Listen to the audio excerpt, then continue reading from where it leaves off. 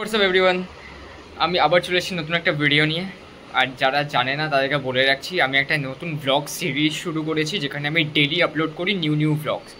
So আজকে হচ্ছে ওই একটা দিন, আজকে হচ্ছে তোমার 30 তারিখ, মিনস 30 জুন 2025। ইয়েস, আর আজকে আমাকে কলেজে যেতে হয়, ঠিক আছে, বিকজ আজকে আমার একটা ইন্টারভিউ আছে। সো আমাকে কলেজে যেতে হবে।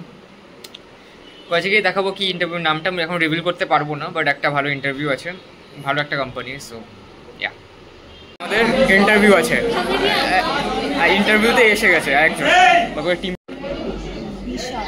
এ স্বর্ণব বল, কেমন টেনশন লাগছে?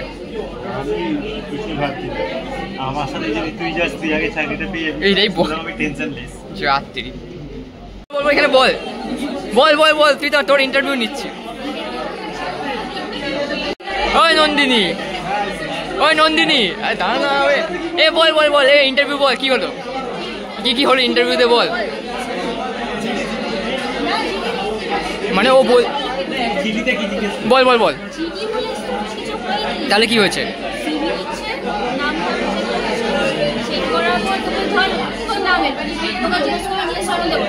আচ্ছা,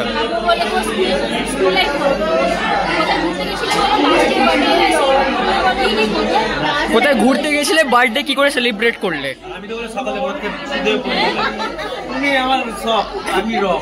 বল বল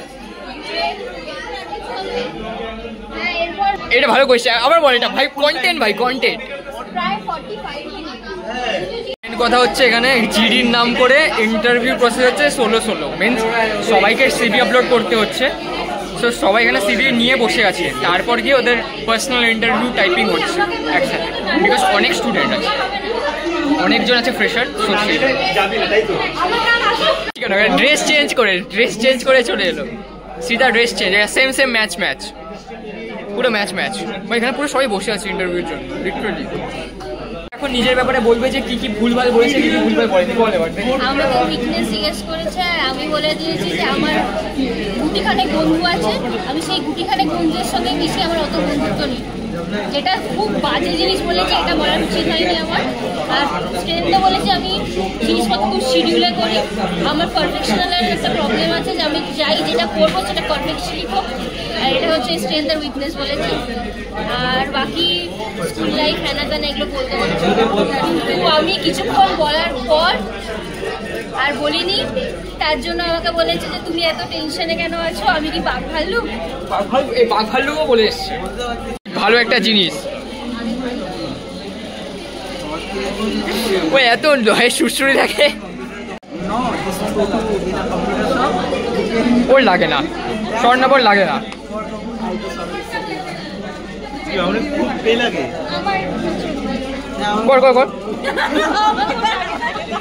আমাদের এখনো পর্যন্ত এলো না, কারোর চান্সই এলো না। একজনই খালি ইন্টারভিউটা দিতে পেরেছে, ওদের গেলে বাকি কেউ আর চান্সই পেলো না, লিটারালি কেউ এখনো আসেনি এখনো জন্য প্রিপারেশন না নিয়ে এখানে খাবার দেখাশোনা হচ্ছে, হ্যাঁ কি না? কি ওকে, এখানে কি বিরিয়ানি খাবে না অন্য কিছু খাবে এটা ভাবছে, এবার কোন বিরিয়ানি খাবে সেটা হচ্ছে কথা, লখনৌ না হায়দ্রাবাদি। বিরিয়ানি খাবো, এই কিলো করেছে। আরে কি করছে, মানে একটু আলাদা টেনশনে আছে।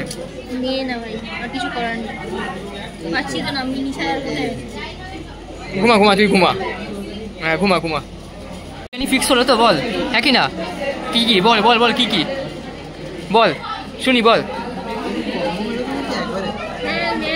কম্বো মারছে আবার,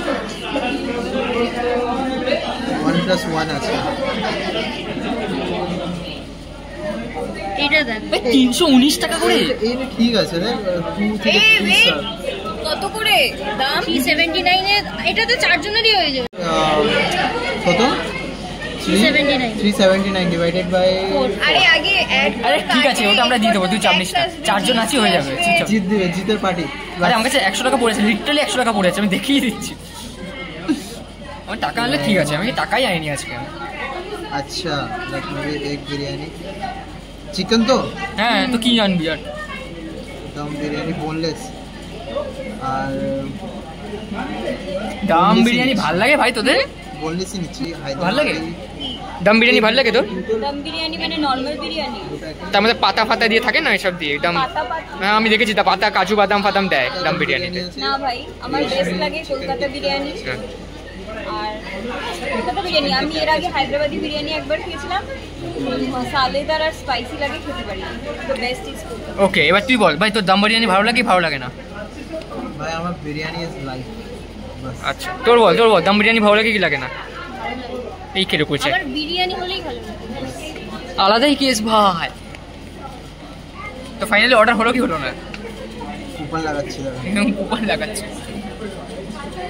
লাগলে ভালো। প্রাইস কত নিচ্ছে? 400 না 400 সামথিং? বাবা অলরেডি দেখাচ্ছে লাইভ। আচ্ছা হয়েছে চিল এখন মানে করতে দে। এই তো ইন্টারভিউ দিতে যাচ্ছে পুরান জোশ। সেকেন্ড রাউন্ডের জন্য আমাদের মানে হয়ে গেছে, সিলেকশন হয়ে গেছে। আমরা এই কজন আছি, মানে আমাদেরও তো Second round, বল। Second round. এবার আমি জানি যে আমরা কেউ সিলেক্ট হবো না, তাও আমরা বসে আছি আপাতত, তাই জানি আমরা, সবার কা ফল মিঠা হোতা है। আমার মনে হয়। কারণ কি এটা আইটি ডেস্ক থেকে হবে, কম্পিউটার নেটওয়ার্কসের বেসিসে। কম্পিউটার নেটওয়ার্কসের নলেজ আছে, এমন না যে নেই, বাট তাও নাকি না বল। হ্যাঁ টেনশনে এরা খেতে শুরু করে দিয়েছে। আমি বলতেই যাচ্ছিলাম যে ডিভাইসগুলোকে নেটওয়ার্কের সাথে কানেক্ট হওয়ার, তার আগে আমাকে থামিয়ে দিল। মানে আমাদের সেকেন্ড রাউন্ড হচ্ছে টেকনিক্যাল ইন্টারভিউ। টেকনিক্যাল ইন্টারভিউতে পুরোপুরি কম্পিউটার নেটওয়ার্কস থেকে আমরা যা পড়েছি 4 ইয়ারে সব কিছু জিজ্ঞাসা করেছে। মানে কম্পিউটার ট্রাবল শুটিং থেকে শুরু করে সব কিছু, ওপস থেকে জাভা থেকে যাই হোক অনেক কিছু জিজ্ঞেস করছি। মোটামুটি বলেছি, দেখা যাক। বলছে তো কিছু না কিছু একটা হতে পারে, জানি না কি হবে, রেজাল্ট বেরোলে বুঝতে পারবো। আরও আছে, বাকিরা আসবে।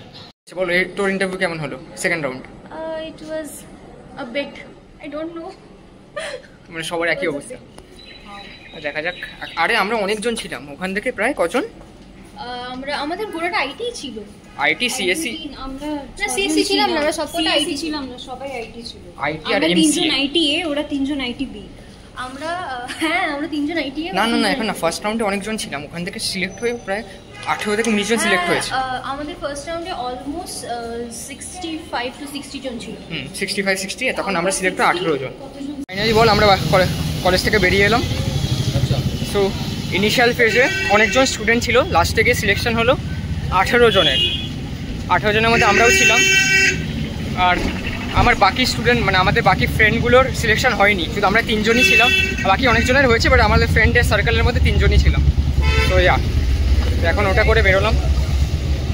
ওই আইপি ফাইপি এসব নিয়ে জিজ্ঞেস করছে, কম্পিউটার নেটওয়ার্ক, তারপর এটা নেটওয়ার্কিং এর উপরই বেসিক্যালি জিজ্ঞেস করেছে, কাজ বাজ হবে কি হবে ওইসব নিয়ে বলে যাচ্ছিল।